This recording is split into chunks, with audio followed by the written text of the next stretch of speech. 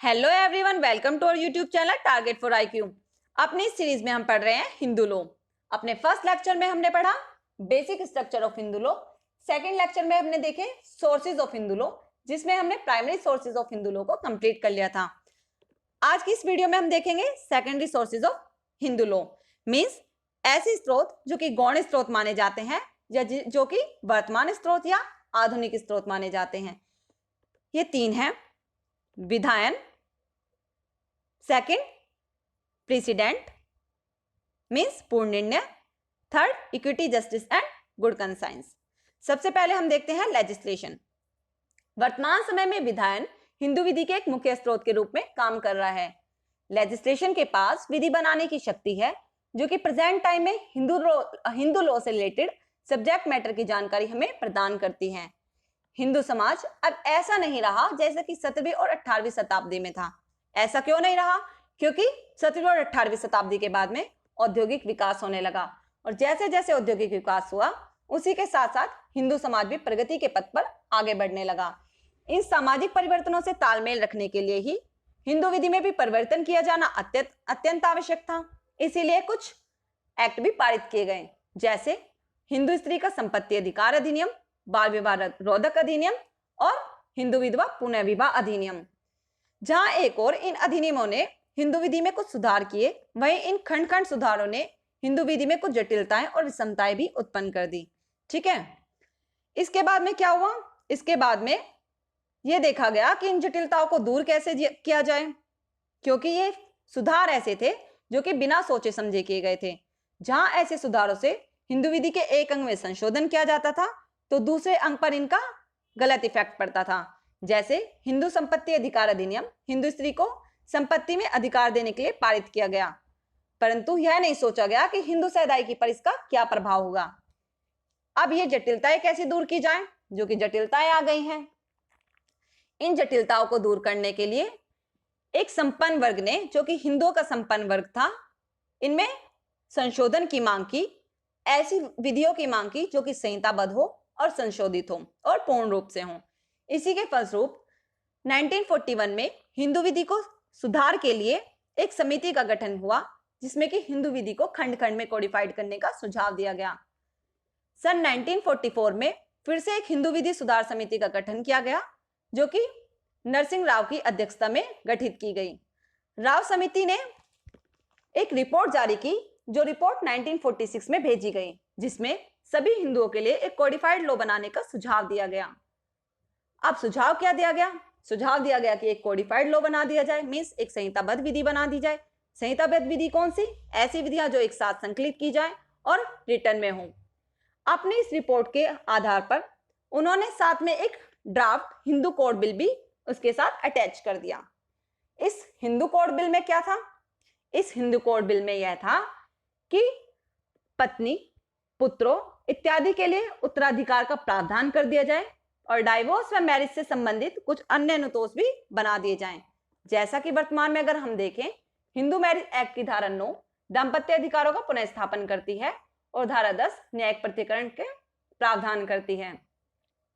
लेकिन इतना आसान तो नहीं था ना कोडिफाइड कर देना लॉ को, क्योंकि कुछ हिंदू समाज के अगर संपन्न वर्ग हैं तो कुछ ऐसे वर्ग भी होंगे जो कट्टरपंथी होंगे, रूढ़िवादी होंगे, तो वो क्या करेंगे? वो विरोध करेंगे। हिंदू समाज के जो रूढ़िवादी और कट्टरपंथी वर्ग थे, उन्होंने हिंदू कोड का विरोध किया। उनका मानना था कि हिंदू विधि एक देवीय विधि है। अब हिंदू विधि एक देवीय विधि है, ये तो हमने कहाँ देखा? हमने basic structure of Hindu law में देखा था, जहां पर बताया गया था कि हिंदू विधि को एक देवीय विधि माना जाता है। क्यों माना जाता है? क्योंकि वहां पर धर्म का कुछ ना कुछ अंश हमेशा विद्यमान रहता था। परंतु इन सब के चलते हुए भी भारत सरकार ने हिंदू कोड बिल के कुछ उपबंधों, कुछ प्रोविजंस को खंड खंड में डिवाइड करके संसद में फाइनली पारित ही कर दिया। इन विधेयकों बिल के द्वारा हिंदू लॉ को 5 क्षेत्रों में अमेंड करके कोडिफाइड कर दिया गया। अब वो 5 क्षेत्र कौन कौन से हैं ये भी जानने होंगे। पहला क्षेत्र था विवाह, उत्तराधिकार, दत्तक, अडॉप्शन एवं भरण पोषण जिसे हम कह सकते हैं, अप्राप्तव्यता और संरक्षकता, माइनॉरिटी एंड गार्जियनशिप जिसे कह सकते हैं। इन क्षेत्रों में डिवाइड करके किसने? भारत सरकार ने क्या किया कि हिंदू विधि को कोडिफाइड कर दिया और अमेंड कर दिया, उसमें सुधार कर दिए गए। इन्हीं के परिणाम स्वरूप कौन कौन से एक्ट आए? ये चारों एक्ट आए। Hindu marriage act 1955, Hindu succession act 1956, Hindu minority and guardianship act 1956, Hindu adoption and maintenance act 1956। अब हमने देख लिया कि विधान के द्वारा तो अधिनियम पारित किए जाते हैं, विधि बनाई जाती है, ठीक है। तो क्या हुआ, ये विधान क्या है? एक मुख्य स्रोत माना जाता है वर्तमान में, मीन्स आधुनिक स्रोत है। आज के समय में अगर हमें नियमों को देखना हो, हिंदू विधि के नियमों को देखना हो, तो हम क्या देखेंगे? लेजिस्लेशन को देख लेंगे और लेजिस्लेशन के द्वारा बनाई गई विधियों को देख लेंगे। सेकंड हमारा आता है प्रेसिडेंट, मीन्स पूर्ण निर्णय। अब क्वेश्चन आता है पूर्ण निर्णय क्या है? पूर्व का मतलब पहले, निर्णय के मीन्स डिसीजन, ऐसे डिसीजन जो कि न्यायालय के द्वारा पहले से दे दिए गए हैं। आज हमें अगर किसी नियम को देखना हो तो इसके लिए हमेशा यह जरूरी नहीं है कि हम सोर्सेज ऑफ हिंदू लॉ में primary sources of Hindu law को देखें, क्योंकि सभी नियम कुछ ना कुछ ऐसे हैं जो कि कहीं ना कहीं किसी ना किसी निर्णय में विद्यमान कर दिए गए हैं। न्यायालय के द्वारा प्रदान किए गए न्यायिक निर्णय भी हमें आज हिंदू विधि की विषय वस्तु का ज्ञान प्रदान करते हैं। अगर हम वर्तमान में देखें तो लगभग हिंदू विधि के सभी नियम ऐसे हैं जो कि किसी ना किसी निर्णय में निर्धारित हो चुके हैं। इसीलिए अब हिंदू विधि के नियमों को जानने के लिए हमें प्राचीन स्रोत, जिसमें श्रुति, स्मृति, टीका, निबंध तथा भाष्य और रूढ़ियों के अंतर्गत जाना आवश्यक नहीं होता, बल्कि हम किसी निर्णय द्वारा भी उस नियम को जान सकते हैं। जैसे अगर हम कोई नियम देखें तो देख लेते हैं कि एक नियम को, जैसे एक नियम यह है कि रूढ़ि सर्वोपरि है एवं विधि के ऊपर है। अगर हमें इस नियम को जानना हो कि क्या यह नियम सही है या नहीं, तो एक केस देखेंगे, collector of Madura versus Ramalinga में इस केस की व्याख्या, इस नियम की व्याख्या की गई, जिसमें कि यह बताया गया कि रूढ़ि सर्वोपरि है और विधि के ऊपर है। इसलिए हम इस नियम को जानने के लिए अब हमें स्मृति, टीका और निबंधों और श्रुति को देखना आवश्यक नहीं है। इस नियम को जानने के लिए हम कलेक्टर ऑफ मदुरा का केस देखेंगे और जान लेंगे कि हाँ, यही नियम सत्य है। इसी तरह से अगर हम देखें कि हिंदू विधि में कुछ नियम, सिद्धांत और संस्थाएं ऐसी हैं जो कि आज न्यायिक निर्णयों के द्वारा परिवर्तित कर दी गई हैं, बिल्कुल बदल दी गई हैं, और कुछ बिल्कुल ऐसे नए नियम हैं जो कि वर्तमान में पूर्ण निर्णय के द्वारा या निर्णयों के द्वारा स्थापित कर दिए गए हैं। कुछ ऐसे भी निर्णय हैं या कुछ ऐसे भी नियम हैं जो हिंदू और अंग्रेजी विधि के मिश्रण से पनप गए हैं। इसलिए वर्तमान में नियमों का सोर्स हिंदू विधि के प्राइमरी सोर्स में ना होकर प्रेसिडेंट में है। उदाहरण में अगर देखें, रानी भगवान कौर बनाम जीसी बोस के बाद में यह बताया गया कि हिंदू धर्म से समाप्ति केवल धर्म परिवर्तन के द्वारा ही संभव है।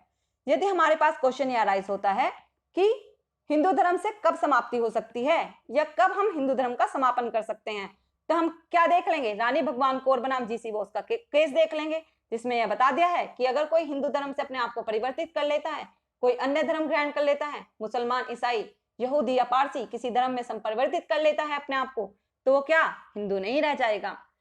यदि हमें हिंदू धर्म की समाप्ति से संबंधित अगर अब नियम को देखना है तो क्या करेंगे? पूर्ण निर्णय को देख लो। आवश्यक तो नहीं है कि हम जाकर primary sources of Hindu law को देखें, मुख्य स्रोत को देखें, मूल स्रोत को देखें, श्रुति को देखें, स्मृति को देखें, टीका, भाष्य एवं निबंध को देखें, रूढ़ियों को देखें। अब इसकी कोई जरूरत नहीं है। लास्ट हमारा आता है equity, justice and good conscience, न्याय, साम्य एवं सद्विवेक। अब ये नहीं समझ आ रहा होगा कि न्याय, साम्य एवं सद्विवेक क्या है। कुछ ऐसे विषय हैं जिन पर कि भारतीय विधि का अभाव है, मीन्स भारत में कोई लॉ ही नहीं बनाया गया या कुछ नियम ही नहीं बनाए गए, या जहां भी विधि के नियमों का कुछ अभाव हो, वहां क्या करेंगे? हाई कोर्ट ने और सुप्रीम कोर्ट ने दोनों ने यह मान लिया कि जहां नियमों का अभाव है, विधि नहीं बनाई गई है, तो वहां क्या करें? जजेस के ऊपर छोड़ दें, जजेस के ऊपर डिपेंड कर दें कि वो अपने equity, justice and good conscience से उस केस में डिसीजन दे। अब ऐसा ये मान लेंगे, अब आप ये भी तो जानना चाहोगे कि कौन सा ऐसा केस है जिसमें ये बात कही गई, तो वो केस है गुरुनाथ वर्सेस कमलाबाई का। गुरुनाथ वर्सेस कमलाबाई AIR 1951 के केस में यह कहा गया कि हिंदू विधि में किसी नियम के अभाव में न्यायालय किसी भी केस में equity, justice and good conscience के सिद्धांत के अंतर्गत निर्णय दे सकते हैं, लेकिन ऐसा निर्णय वे तभी दे सकते हैं जबकि ऐसा करना हिंदू विधि के किसी सिद्धांत के प्रतिकूल ना हो। अब हमें समझ में आ गया होगा कि equity, justice and good conscience क्या है, कि न्यायाधीश जब अपने न्याय, साम्य एवं सद्विवेक का प्रयोग करके कोई डिसीजन देते हैं तो वो equity, justice and good conscience के अंतर्गत आता है। और यह भी वर्तमान में क्या माना गया है, एक स्रोत माना गया है, सेकेंडरी स्रोत माना गया है हिंदू विधि का। आज की इस वीडियो में हमने देखा हिंदू विधि के सेकेंडरी सोर्सेज, जिसमें लेजिस्लेशन, प्रेसिडेंट और equity, justice and good conscience को हमने पूरी तरीके से क्लियर कर लिया। अगर आपको ये वीडियो पसंद आती है तो प्लीज चैनल को सब्सक्राइब कीजिएगा, वीडियो को लाइक कीजिएगा और कमेंट करके मुझे जरूर बताइएगा कि आपको ये वीडियो कैसी लगी। Thank you so much. अपने नेक्स्ट वीडियो में हम पढ़ेंगे हिंदू विधि की शाखाओं को। हमारे चैनल से जुड़े रहें और लाइक करते रहें, सब्सक्राइब करते रहें। Thank you.